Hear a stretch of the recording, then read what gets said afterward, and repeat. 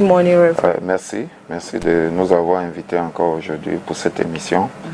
Nous saluons également de l'autre côté tous les téléspectateurs de STV et nous croyons par la grâce de Dieu que ce jour encore, les uns et les autres seront édifiés et outillés davantage dans leur marche quotidienne, dans la foi où nous nous sommes engagés. Voilà, merci. Merci de m'avoir invité. Oui, c'est vrai que la semaine dernière, nous sommes allés sur l'inceste d'abord. Je crois que c'est un sujet quand même un peu, pas tabou, mais c'est un sujet un peu sensible qui pourrait peut-être toucher, qui touche plus d'un. Et aujourd'hui, on en parle de façon libérale au vu aussi de tout le monde, parce que c'était quand même quelque chose c'était comme un sujet honteux pour la victime. La victime se sentait honteuse et difficile de pouvoir parfois dénoncer les cas d'inceste. Mais aujourd'hui, je ne sais pas où on a poussé le vice un peu plus loin, où on trouve même, pour certains, ils trouvent que ça devrait être bien. Rappelons que l'inceste, c'est des rapports sexuels entretenus entre un parent et un enfant et un parent. Sauf si je n'ai pas bien défini la chose. Oui, de manière générale, oui. En rappel, l'inceste, c'est justement cette relation illicite, illégale, qui existe entre des parents. Quand on dit des parents, c'est-à-dire que des personnes appartenant à la même famille, qui ont une même filiation. Et je crois que c'est souvent très bien défini, que ce soit par la loi, par la coutume. Et je crois que nous l'avons vu également, il y a des cultures où les limites ne vont pas aussi loin que dans d'autres. Pour certains, l'inceste se limite à la parenté directe, c'est-à-dire dès qu'on traverse un peu pour aller du côté des cousins, ce n'est plus l'inceste. Donc, cela dépend de la culture. Vous avez également, dans les premiers temps, dans la Bible, où les gens justement, ont dû se marier entre cousins et cousines. C'était ça leur culture. Et Dieu est revenu plus loin dans le livre de Lévitique 20, nous avons mentionné cela, où Dieu a fait des précisions sur les rapports qui devraient exister entre les enfants, enfin les parents. Hein? Que ce soit au niveau de la fratrie, ou que ce soit au niveau de la génération, de la relation qui lie les parents aux enfants, les grands-parents, les tantes, les cousines même, les cousins et autres. Donc, il y a ce découpage-là. Et donc, désormais, l'inceste va être coupable. L'inceste va être coupable, il va être coupable en fonction de la culture dans laquelle on est, sur le plan humain. Sur le plan humain.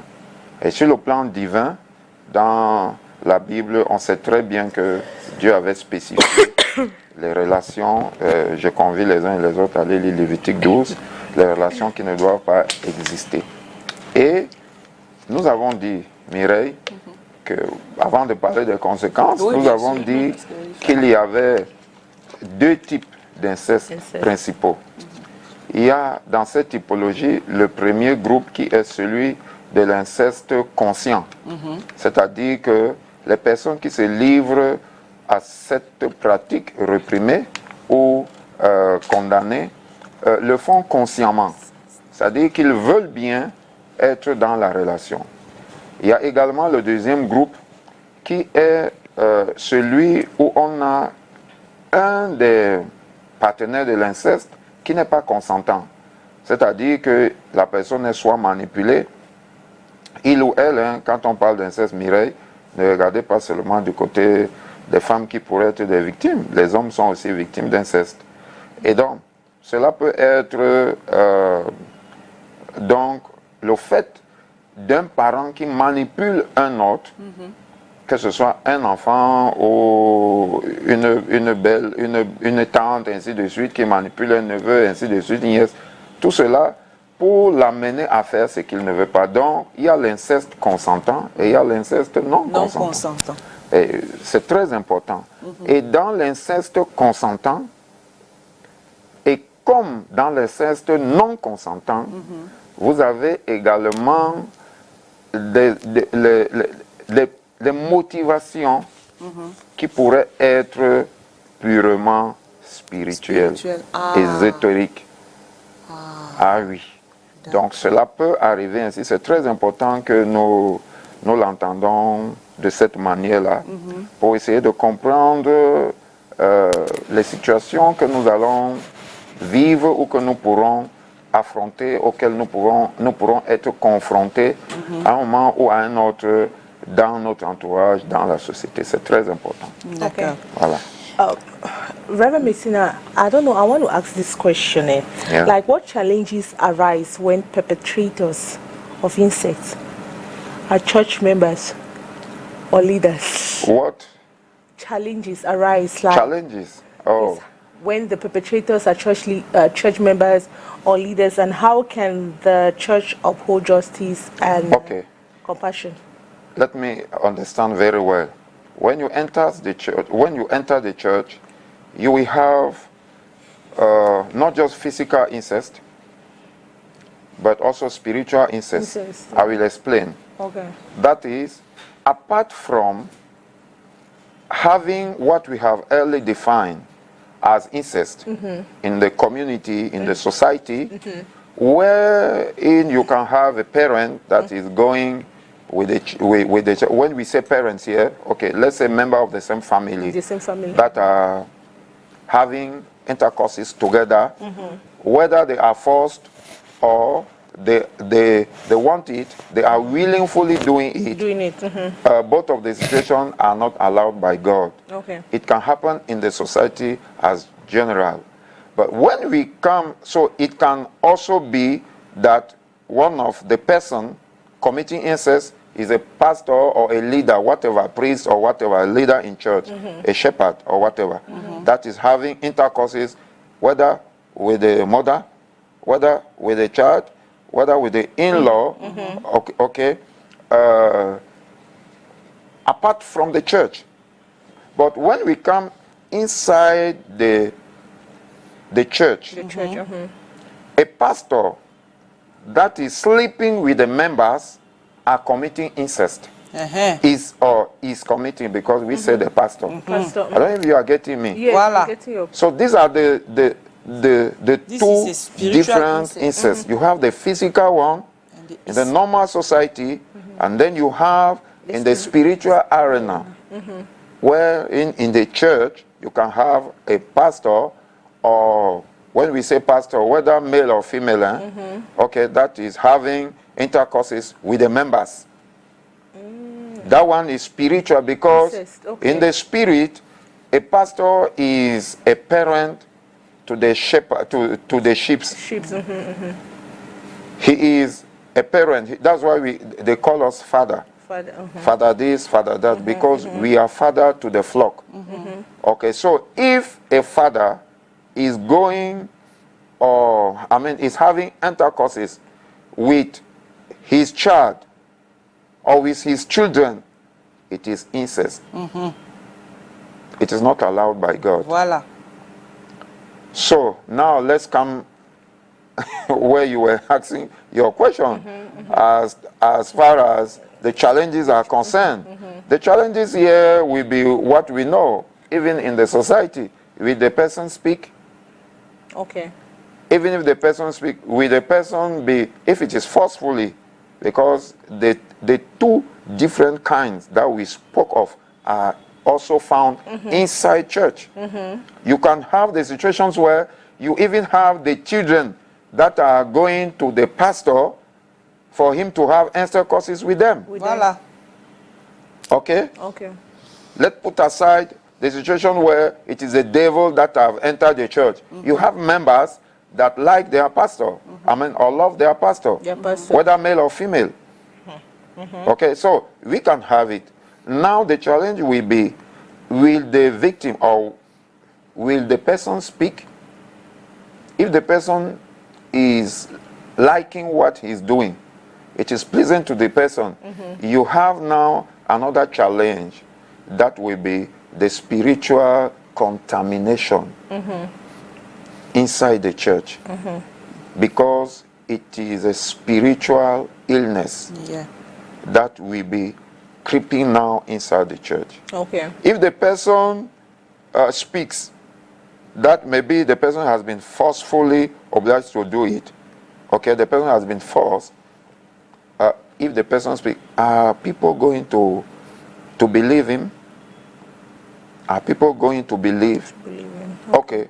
Even if they believe, sometimes it is my word against your word. Those are the challenges. That is something has occurred, but they don't believe. They think that the person is lying. The person wants to destroy the. So those are the challenges that we can have. There are so many of them. I don't know if I'm getting your question getting my right, question, but or you can reorient Yeah, I want to ask that in a case where maybe the victim or not, the victims are caught, they are caught in the act. They are Caught in the act, like no caught doing this stuff. Okay. Now, is it that the church members or the church is going to forgive them and allow them to come back, like, you know, their same activities like before, or would there be like, you know, judge them like every other society or every other human that can, who is against insect? Now my question now I want to ask is this, let me go directly, like, what would be the reaction of the church when they caught or when they catch the member having sexual intercourse, maybe a pastor having sexual intercourse with his or her daughter, or a pastor having the spiritual incest, caught in the act? What would be the reaction of the church? okay. That's what we were talking about. Okay. The church generally, this is how the church reacts. First of all, the church the church can believe. That is majority, because there will always be some people that believe, the other one will not believe. Okay. Some people will be saying it is not true till they themselves they are caught into the situation, okay, or they found themselves in the situation. That one can happen, but there is also another challenge. Okay. If the person committing incest is the pastor, the leader of the church, the main pastor, who will correct him? That's the point. Now we go into the administration of the church. Okay. How is the church administered? Okay? When I'm talking, you may say that, okay, no, this is for new churches, those that they call, new churches, Pentecostal churches, that the only pastor is the one that is the principal. There's nobody above him. It is false. We know of situations, okay, even the traditional churches, we know so many stories where there is spiritual incest, okay, or physical incest, and the church, the system will cover the situation. Okay. Whether incest, what we call pedophilia, it can happen, or the other one incest, okay? We said incest can be in front or behind. Behind. Yes. Not just in front. In front. It can be behind. Behind. Okay? So, and these are abominations that can happen inside the church. Yeah. So whether it is behind, whether it is in front, whether it is with a child, whether it is with a grown person, willingly or not, it is incest. So the question, the challenge is now, who is going to correct the person that is committing incest? Yeah. We have two situations. That's what we are saying. The first situation is that the church can arise and say they are not happy. The pastor should be corrected. But since it is the pastor that is above everybody, he will decide not to be submitted to the correction of the church. We also have another case where it is the system that is aware of what is happening. That is the whole organization, they are aware, but they will cover it For it not to think, stink. Stink. Okay? They will protect the pastor. They may post him somewhere else. Or they may even give money to the victim so that they will keep quiet. These are several things. Those are the challenges. So the problem here is what is the mind of God? You can hide things in front of men. You can cover it. Yeah. You can pay it. You can do whatever you want. But God will judge. Yes. God will punish. Very important. Whether it is physical or spiritual incest. And that is where lies your team, our team. Yeah. Okay? Consequences are not just physical. Yeah. Okay. They are also spiritual. Yes. And the greatest consequence here, spiritually, is the curse. Is the curse. If we commit incest, we are putting a seed under the ground. And that seed will grow from generation to generation, and it will be destroying lives. Oh la la. It will be destroying lives. Yes. So apart from this consequence on the natural point of view, you will still have the curse, because God says He punishes the sins of the father Les péchés des parents, to des the enfants. posterity, Quatrième génération. going from the third to the fourth generation. Fourth generation. So, since it is a seed that has been put under the ground, from generation to generation, God will be punishing, and the generation will be pushing. Third, pushing. If the second generation comes and they commit it, fourth generation again, God will be punishing. So it will be going gradually and gradually, till somebody stands in the family and stop it. If not, it will continue to destroy lives. Jesus Christ. Yeah, that is how it is. You remember in the Bible we have several incests that we know. Whether in Genesis chapter 19 with the Lot's daughters Yeah, that decided sa femme est devenue le sel après. to give their father, okay, alcohol, so that they'll be able to sleep with him. With his father. Because the mother died, there was nobody to perpetrate the family. They didn't have husband. They say, okay, no, let us agree, and I will go the first, you will Take go the... advantage of their father. So yes, which is very bad. And the family that came from them were cursed before God. Okay. They were cursed. You have incest in the book of Second Samuel chapter 13, the case of Ammon and the sister, both children of David. Okay? Yeah, you have incest. You have incest here and there in the Bible. You even have what God has said in the book of Leviticus. Why can God come and speak of some things like that? Because He saw it from heaven. There are things that you don't see in this your office. If somebody in this your office, excuse me to say it, in this your office or this building is living in such a situation, how will you know? How will you know? Yeah. You only need to. Okay? But God is seeing. Yeah, God sees. And God does not want to punish everybody. Okay. The mind of God is to save. Our presence here, our purpose here is not bad news. It is telling those people that have been found guilty of this sin that God is calling them to repentance. God is calling them. God wants to save them, so that this curse, will be stopped from them on. Moi, je voudrais savoir quel est l'impact de l'inceste sur la relation entre la victime et Dieu. Ah, la victime et Dieu, oui. Bon, Mireille, vous savez, il y a des cas que nous avons rencontrés où parfois les victimes en veulent au Seigneur. Elle pense que Dieu... Parce que là, vous dites la victime, hein, c'est-à-dire non consentant. Non consentant. On n'était pas consentant. Ouais, non consentant. Donc, premièrement, il y a des gens qui se retrouvent dans cette situation et qui en veulent à Dieu. Qui estiment que Dieu ne les a pas protégés, Dieu ne les a pas sauvés de cette situation. Il aurait pu, ainsi de suite, ainsi de suite.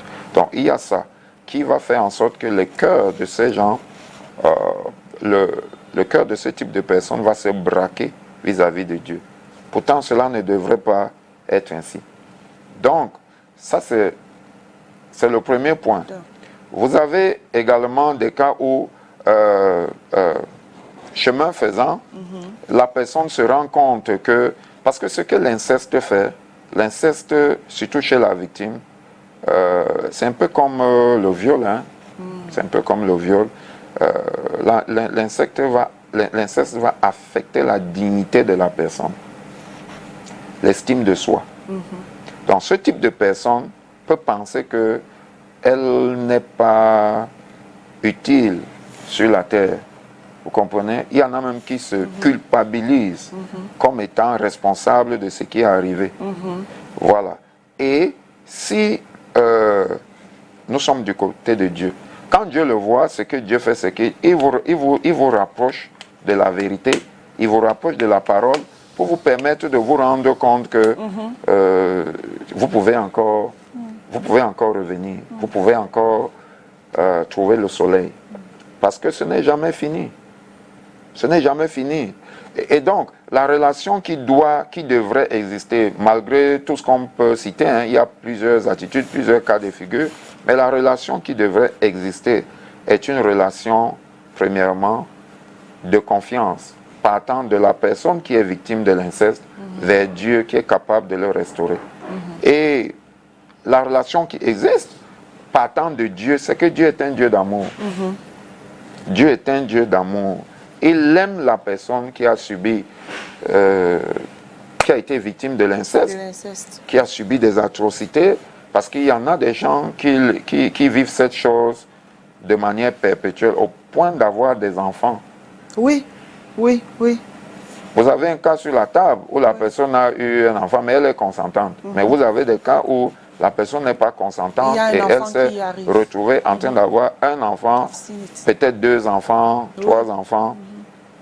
Vous vous imaginez un peu comment cela peut être destructif. Destructif. Vous avez par exemple des personnes qui ont été entraînées par leur mère à avoir des rapports avec elle. Ah oui. Et donc, qu'est-ce que vous voulez? Cette personne qui s'est retrouvée en train de faire ça va être moralement poursuivie toute sa vie par ces mauvaises pensées.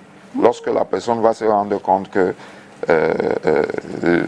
c'est pas ce qu'elle aurait dû faire. Donc, à ce moment, voilà pourquoi nous parlons d'une relation de confiance vis-à-vis de Dieu. Il faut avoir la foi, croire que Dieu est capable de vous restaurer. Parce que Dieu ne restaure pas seulement notre corps. L'œuvre de Dieu, elle a commencé dans notre esprit. Le sang de Jésus, nous sommes dans Hébreux. Hébreux chapitre 9, verset 12 verset 12. Vous avez même Hébreux 12 également, mais allons dans Hébreux 9, verset 12 à 14, Hébreux 9, verset 12, 13. Le sang de Jésus purifie notre conscience. Le sang de Jésus purifie notre conscience, notre âme. Oui, il va même jusqu'à purifier notre subconscient. Wow. Oui, le sang de Jésus. Ce n'est pas des chimères, ce n'est pas des histoires. Jésus a existé, il est vivant. Si vous avez été victime de traumatisme, qu'il soit dû à l'inceste ou à viol ou à autre chose, dans la vie, peu importe, le sang de Jésus peut effacer ce passé négatif et vous redonner une nouvelle raison de vivre. Oui, cela existe. On va prendre le Vox Pop, puisqu'il est 11h41. Un stop du côté de Yaoundé avec Thierry Honde qui a prêté le micro à l'homme dans les rues pour poser la question à savoir les conséquences de l'inceste. On revient juste après. Il se cache. Des dégâts au sein de la famille, notamment au niveau de morphologie même des enfants. Les enfants qui vont naître de l'inceste ne seront pas des enfants normalement constitués, ce seront des enfants qui auront des maladies anormales, des maladies inconnues, et même au sein de la famille, s'il n'y a pas d'enfants nés, il y a quand même des répercussions au niveau de l'inceste, parce que les familles qui vivent dans l'inceste sont toujours des familles qui sont sujets à des problèmes métaphysiques, on va les dire ainsi, des problèmes de sorcellerie à chaque fois, parce que chez nous au village, quand l'inceste existe, c'est que la sorcellerie est née. L'inceste dans une famille en Afrique, en Afrique, c'est une malédiction qui peut aller de génération en génération. Il est hors de question. Nos parents, à l'époque de nos parents, on n'a pas connu ce genre de choses, ce genre de bêtises. L'inceste, c'est déjà des pratiques odieuses, des pratiques de sorcellerie, même si pas dire, ce sont des pratiques de sorcellerie. Vous ne pouvez pas aller au lit avec une fille que vous avez mise au monde, ou un garçon que vous avez mis au monde. Une mère ne peut pas accepter que son garçon monte sur elle. C'est aberrant. Hein? C'est même à la limite, ça allait contre les voies divines. Incest in a family, very noxious. I don't think that is something we should even talk about, because it turns the relationship, the nuclear relationship, to be emotional relationship, and it makes things go wayward. Imagine you seeing your brother not like a brother, but like a sex partner or an emotional partner. I mean, it takes away that nuclear relationship to be a romantic kind of relationship, which makes the family to go wayward and destroy the fundamentals of a nuclear family. That's what I think is the consequence of incest in the family. Je pense que déjà l'inceste, il faut déjà le définir, que c'est une relation, je crois, sexuelle peut-être entre les membres des mêmes familles, et que chez nous, les Africains, nous on ne conçoit pas ça comme quelque chose de bien. On sait toujours qu'on doit quitter notre famille et peut-être aller chercher ailleurs, un peu plus loin. Mais lorsqu'on fait déjà ça entre nous, et que les rapports se passent entre nous dans la même famille, avec les enfants ou les parents, vraiment, on est en train de maudire déjà les enfants. Bon, pour moi, je pense que c'est ça. Et ce n'est pas quelque chose que l'enfant va vraiment porter dans sa tête jusqu'à sa grandeur. Ça va toujours le déranger. L'enfant sait déjà que ce qu'il est en train de faire, même s'il ne sait pas là, au moment où il est en train de faire ça, mais plus tard, l'enfant va savoir, il va connaître et il va savoir qu'il est différent des autres enfants qui sont dans le monde où ce genre d'actes ne doivent pas passer. Et l'enfant serait dérangé dans sa tête jusqu'à sa vie, sauf si certaines traditions spéciales seront faites à cet enfant pour enlever ce genre d'idées dans sa tête. Donc, pour moi, je pense que ce n'est pas quelque chose de bien. Révérend. Oui, c'est très destructeur. Ouais. L'inceste détruit. Consciemment ou inconsciemment, l'inceste va vous détruire. C'est-à-dire que vous soyez consentant ou non. Ici, les enjeux sont hautement spirituels. Vous savez, les enjeux sont d'abord spirituels. À partir du moment où vous franchissez, comme nous l'avons dit souvent ici un peu de manière ironique, mais vraiment sérieux, quand vous traversez la limite, le serpent vous mord. Et le serpent vous mord, parfois un serpent vous a mordu, vous ne savez même pas qui vous a mordu. Hein. Oui, il y a des gens qui sont morts, ils n'ont jamais su ce qui s'est passé. Jusqu'à ce qu'on se rende compte qu'ils avaient une morsure, le serpent a piqué très rapidement, il est parti. Donc, l'inceste a des répercussions. Des répercussions très dévastatrices. Négatives. Bien sûr. Reverend, how can faith help victims of incest find spiritual healing? How can Faith. faith help Victims of Comment la incest. foi peut victims? aider les victimes? Of course. That's what we are saying. Faith is this, believing what God has said and acting upon what we believe. Okay. That is how we can we can state faith Okay. in easy words for us to understand. So by believing that God is love, let's just speak of love. By believing that God is love and God is a restorer, even if you have been destroyed emotionally, you have been destroyed mentally, you have been destroyed even physically, God is able to restore. Okay. So having faith in God can help somebody that is in a pit to come out from there, even without any ladder. Because Jesus is our best ladder. If you found yourself in any pit, not just about incest, if you found yourself in any pit that you found that you have been maybe cheated, or you by yourself, you have entered some roads, let me say like that, You're not okay? supposed to. Yes, you have entered some covenants that are not good. You open your eyes today and you see that they are not good. God can still help you to come out from there if you have faith. Have faith. Okay. If you have faith. Okay. So that is it. Don't go and commit suicide. Suicide. Don't do that. Okay. Don't do that. If, you know, there's this story, let me tell you something. Some people see the movie La Passion du Christ of Mel Gibson. You know, La Passion du Christ. I don't know if Yeah. you catch, if you have not watched it, you have to watch it. What's the name? Passion of Christ. La Passion du Christ. Okay. Mel Gibson. Mel Gibson wanted to commit suicide because people see stars.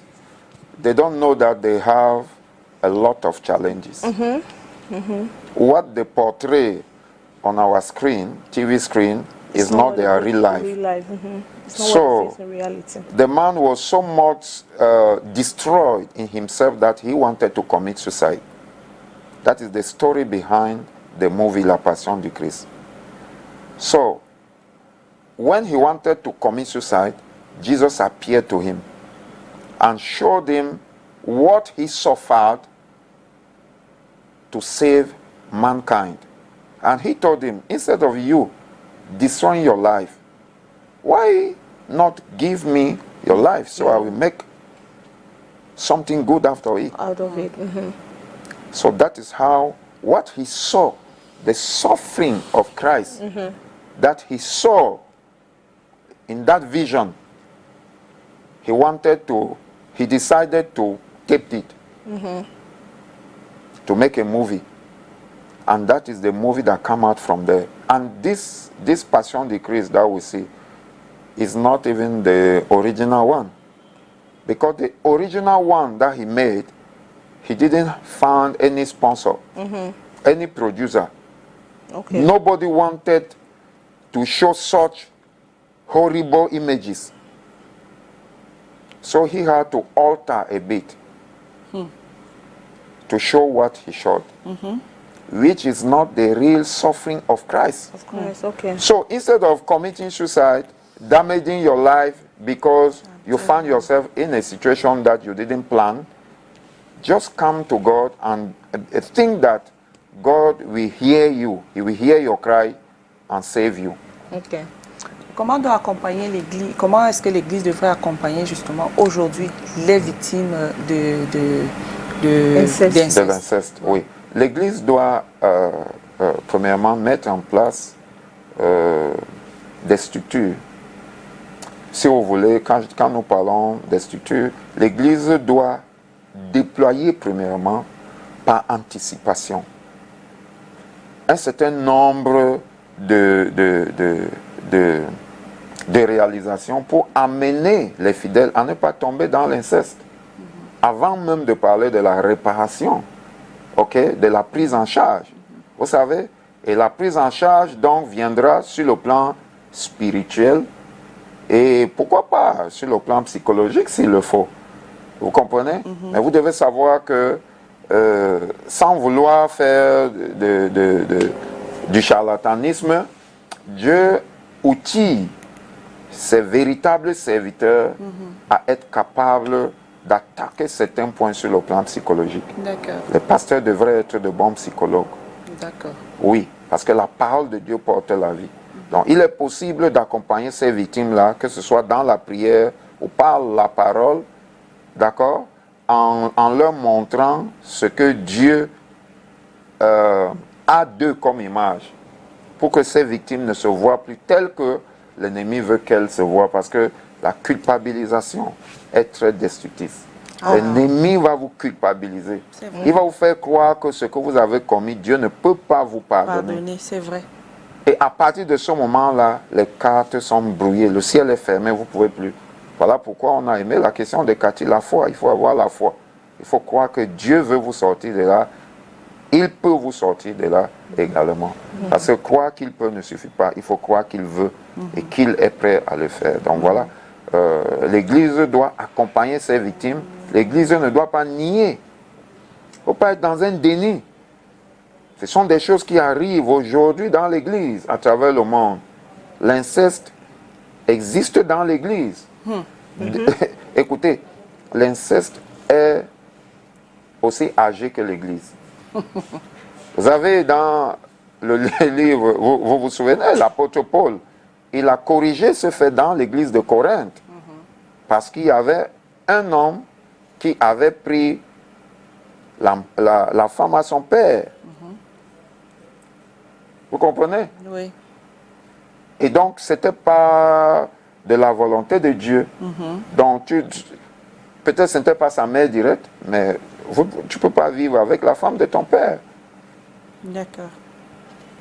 Donc, l'Église doit se prémunir et l'Église doit être prête à répondre aux situations, à ne pas vivre dans le déni et encourager les victimes d'inceste à se prononcer. Il faut que les victimes se prononcent pour qu'on puisse les prendre en charge rapidement. Cela permettra d'anticiper sur les conséquences, qu'elles soient physiques ou spirituelles. Okay. Parce que pendant qu'on se tait, on fait la cape, les gens peuvent, ils peuvent trouver la mort. Yeah, briefly, I just want to find out, as a man of God, how should victims of incest be treated? Like, how should the community treat them? But the community is supposed to accept them instead of giving them rejection. Okay. It is, first of all, good to accept them and to love them, show them love. That will be not just in words, but also practically. Practically. Yes, practically, we have to show them love, we have to assist them, we have to, follow them up. Yes, Okay. so that they won't go astray. There is this, they have to know that God still loves them and that they are normal human beings. That what has happened is not that God wanted to punish them. They have to know that it has happened. It could have happened to anybody Any else. other person. Okay? And that it is not the end of their life there. Okay. Ok. Okay. Nous arrivons donc à la fin de cette émission, ce rendez-vous sur les conséquences de l'inceste. Nous remercions le révérend Messina qui était là ce matin pour les conseils précieux qu'il a donnés ici à tout un chacun. Nous espérons que cette discussion a pu apporter un éclairage utile et du soutien à ceux qui en ont besoin. Il est important de rappeler que l'inceste est un sujet sensible et complexe qui nécessite une approche empreinte de compassion et de compréhension. Donc nous encourageons donc les victimes d'inceste à chercher de l'aide et du soutien auprès des professionnels qualifiés et de leur communauté. Donc nous voulons également souligner, merci aussi à vous, chers téléspectateurs, de nous avoir retrouvés dans cette émission. Nous prenons congé de vous, nous vous invitons à poursuivre, à rester en compagnie des programmes de STV et surtout, si vous avez besoin aussi d'un accompagnement, le révérend Messina est là, il est ici à Douala. Vous avez d'ailleurs, de par son sainteté, vous avez vu qu'il peut vous avoir, vous pouvez écrire, appeler pour tout conseil, pour tout accompagnement spirituel si vous traversez, vous avez été victime même d'inceste et même aussi de viol. Hein. C'est aussi c'est pour eux là-bas les pasteurs qui peuvent écouter. On le retrouvera dans 2 semaines. Il prend congé de nous, on se dit Par la grâce de Dieu, révérend. Merci. D'ici là, beaucoup. que Dieu bénisse STV, Amen. que Dieu bénisse le Cameroun. Amen. Cathy, nous on se retrouve demain. The last day of the week. Oui, le dernier jour de la semaine. Ça n'a pas été facile, hein? C'était vraiment laborieux cette semaine, mais nous y arriverons. Allez, nous prenons congé de vous en vous laissant en compagnie des programmes de STV. Dieu vous bénisse, on se retrouve demain quand il sera 10h. Ciao.